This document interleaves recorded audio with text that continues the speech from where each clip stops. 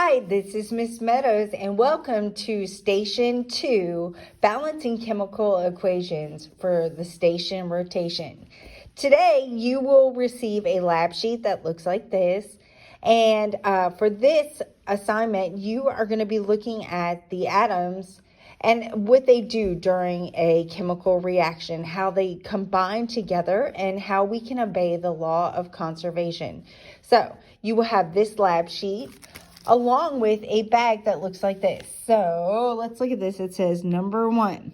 Please notice that this number 1 corresponds to this number 1.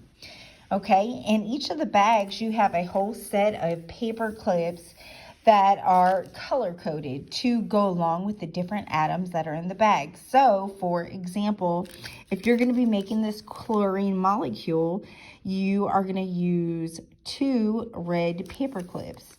Okay, so I've already made that. I'm going to take those 2 red paper clips and place it in the first box on my template to represent those 2 chlorine atoms.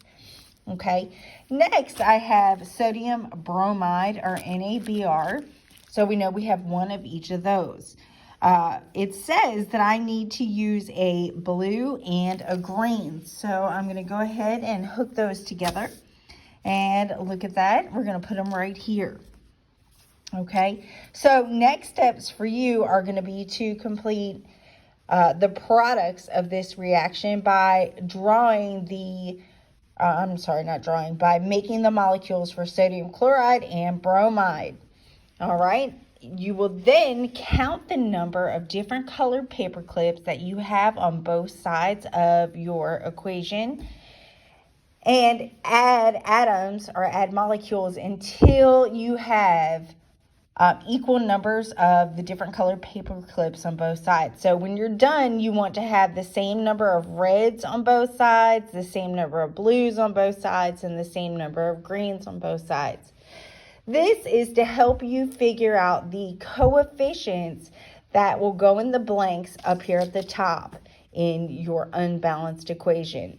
Okay, so once you use these paper clips to visually see what it's going to look like, I would like for you to take a moment and draw what these look like on your paper. So for example, I might draw, 2 atoms bonded together, and that would represent a chlorine.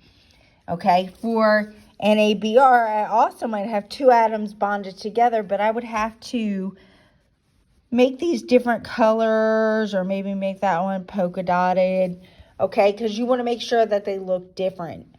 All right, so if you have any questions about this, please make sure you ask.